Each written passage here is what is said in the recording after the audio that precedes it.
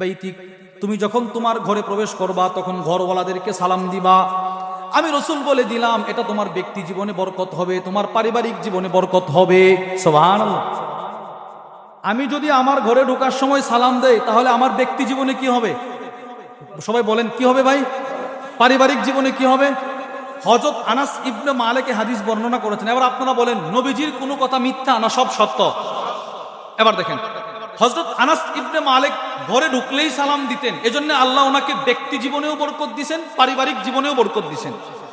ব্যক্তি জীবনে বরকতের দৃষ্টান্ত সহিহ মুসলিম শরীফের বর্ণনা, কানা লাহু বুস্তান ইয়াহমিলুল ফাকিহা ফিস সানাহ মাররাতাইন। মদিনার সব মানুষের খেজুর বাগান ছিল, খেজুর বাগান, অধিকাংশ মানুষের খেজুরের বাগান এখনো আছে। এদের প্রধান মানে কি বলে সম্পদ অর্জনের উপায় করার মাধ্যম হলো খেজুর। ওনারা খেজুর, এই অর্থনীতির সবচেয়ে বড় এদের হাতিয়ার হলো খেজুর। ওনারা খেজুর সাপ্লাই করে।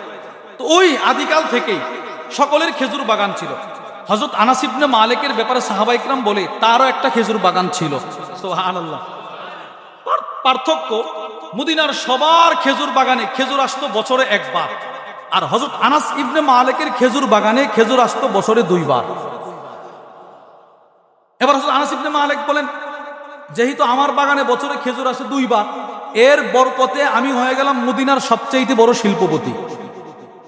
এবার বলেন তো ধনী, এবার বলেন তো ইনি ব্যক্তি জীবনে ওনার বরকত হয়েছে কি হয় নাই? এবার পারিবারিক জীবনের দৃষ্টান্ত দেখেন, সহিহ মুসলিম শরীফের বর্ণনা, হযরত আনাস ইবনে মালিক বলেন, যখন আমার চোখের ভ্রু নিচে নেমে গেল, আমি বৃদ্ধ হয়ে গেলাম, তখনও আমার সন্তান সন্ততি নাতি নৎকরের সংখ্যা ছিল 100-র উপরে। তাহলে ব্যক্তি জীবনে পারিবারিক জীবনে বরকত আসছে কিনা বলেন? তাহলে আমরাও আমাদের ঘরে ঢুকে সালাম দিব, বলেন ইনশাআল্লাহ। আপনি আপনার ব্যবসা প্রতিষ্ঠানের লাভ বেশি হতে চান তো আপনি বেশি বেশি সালাম দিবেন। পারিবারিক জীবনে আপনি শান্তি চান তো বেশি বেশি সালাম দিবেন, বলেন ইনশাআল্লাহ। 8, সালামের মাধ্যমে বান্দা জান্নাতে প্রবেশ করবে।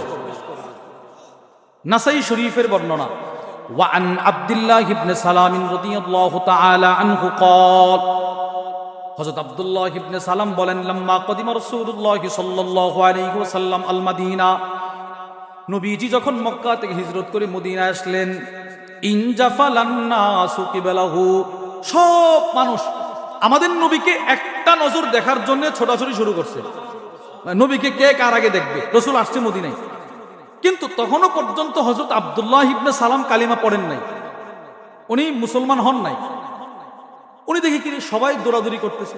এমন কি আল্লামা কাসতালানী রাহিমাহুল্লাহ তার বিখ্যাত কিতাব আল মাওয়াহিবুল লাদুনিয়া বিল মিনাহিল মুহাম্মাদিয়া, ওই কিতাবের মধ্যে লেখে, মদিনার সব ছোট ছোট বাচ্চারা রাস্তায় মিছিল শুরু করেছে, কদ কদিমা রাসূলুল্লাহ, কদ কদিমা রাসূলুল্লাহ, নবীজির আগমন, নবীজির আগমন, সব বাচ্চারা মিছিল শুরু করছে। সুবহানাল্লাহ। এইটা দেখছে হযরত আব্দুল্লাহ ইবনে সালাম। তিনি বলে, কি রে, আমরা এতদিন শুনতাম উনি নাকি মৃত্যু, এরা বলে উনি নাকি মৃত্যু, উনি নাকি এই সেই, তো এই লোককে দেখার জন্য বাচ্চারাও দৌড়ায়, তো সকলে দৌড় দিছে। তো তিনি বলে, ফাজিতু ফিন্নাস লিআনজুরা, আমিও একটা দৌড় দিলাম নবীজিকে একটা নজর দেখার জন্য। উনি দৌড় দিছে। ফালাম্মা তাবায়্যানতু ওয়াজহাহু আরাফতু আন্না ওয়াজহাহু লাইসা বিওয়াজহি কাযাব, শোনো, আমি দূর থেকে যেই মাত্র নবীজির চেহারা মুবারক দেখলাম, আমি বুঝে ফেলেছি এত সুন্দর চেহারার মানুষ কখনো মিথ্যাবাদী হতে পারে না। এবার তিনি দাঁড়িয়ে আছেন নবীজি কি বলে সেটা শোনার জন্য। দেখি উনি কি বলে। তো নবীজি মদিনার গেটে দাঁড়ায় বলতেছে, ইয়া আইয়ুহান নাস, হে লোক সকল থামো। তো সব সাহাবারা দাঁড়াইছে, আওয়াজ বন্ধ, একদম সকলে চুপ হয়ে দাঁড়িয়ে আছে। নবীজি বলে, আফসুস সালাম। সুবহানাল্লাহ বলেন। একটু লক্ষ্য করেন, নবীজি কোত্থেকে আসছে? মক্কা থেকে। বলেন না কোত্থেকে আসছে? মদিনায় কি আগে আসছিল না? মাত্র ঢুকতেছে। নবীজি ঢুকেই বলতেছে, শোনো, আফসুস সালাম, বেশি বেশি সালাম দাও। সুবহানাল্লাহ। দেখেন নবীজি কি বলতেছে, এই তোমরা বেশি বেশি সালাম দিবে, একে অপরকে সালাম দিবে। ওয়াতঈমুত তাআম, মানুষকে খাবার খাওয়ায়।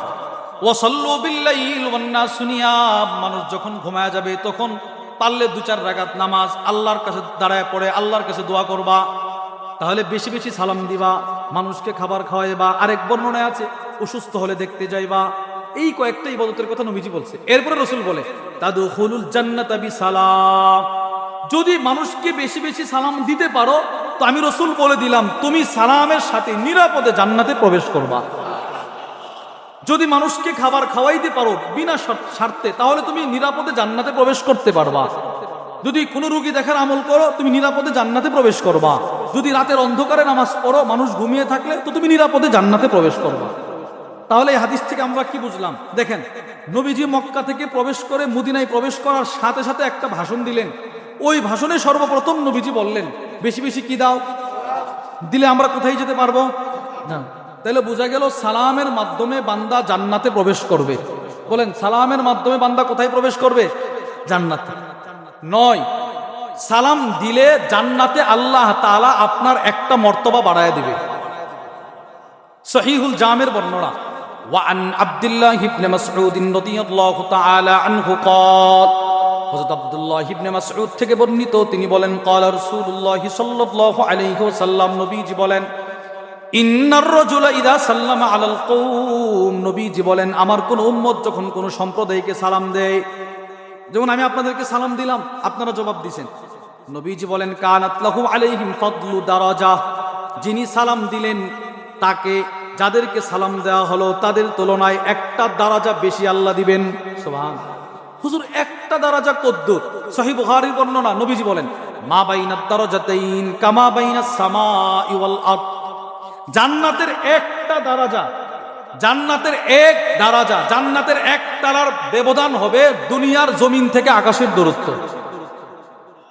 এবার আপনি সালাম দিলেন, কেউ সালামের জবাব দিল না, নবীজি বলেন, রাদ্দা আলাইহি মান হুয়া খায়রুম মিনহু ওয়া আতিয়াব, যত ফেরেশতা আল্লাহ সৃষ্টি করেছেন সবাই আপনার সালামের জবাবটা দিয়ে দিবে।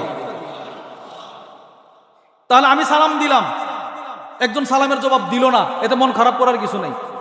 আপনার সালামের জবাব দিবে ফেরেশতারা। নবীজি বলেন, যাকে সালাম দিছো তার চাইতে শ্রেষ্ঠ, সে তোমার সালামের জবাব দিবে। তাহলে এই গেল 10। 11 নম্বর, যিনি সালাম দিবেন তার নাম কৃপণদের খাতা থেকে আল্লাহ কাটা দিবে।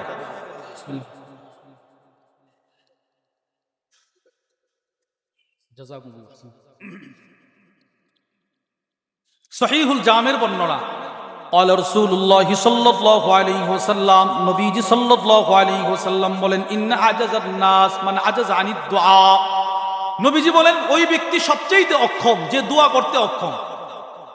নামাজ শেষ করছে, একটু নির্জনে আল্লাহর কাছে কাঁদবে না, শেষ। এটা আমাদের দেশে আছে না নাই বলেন? আছে। কিন্তু আপনি দেখেন, মানে জোহরের নামাজের সুন্নত এই উনি পড়তেছেন, তো পড়ার পরে সালাম ফেরানোর পরে এটা একটা ফ্যাশন হয়ে গেছে, শেষ না। রাসূল বলেন সে সবচেয়ে বড় অক্ষম। এরপরে নবীজি বলে,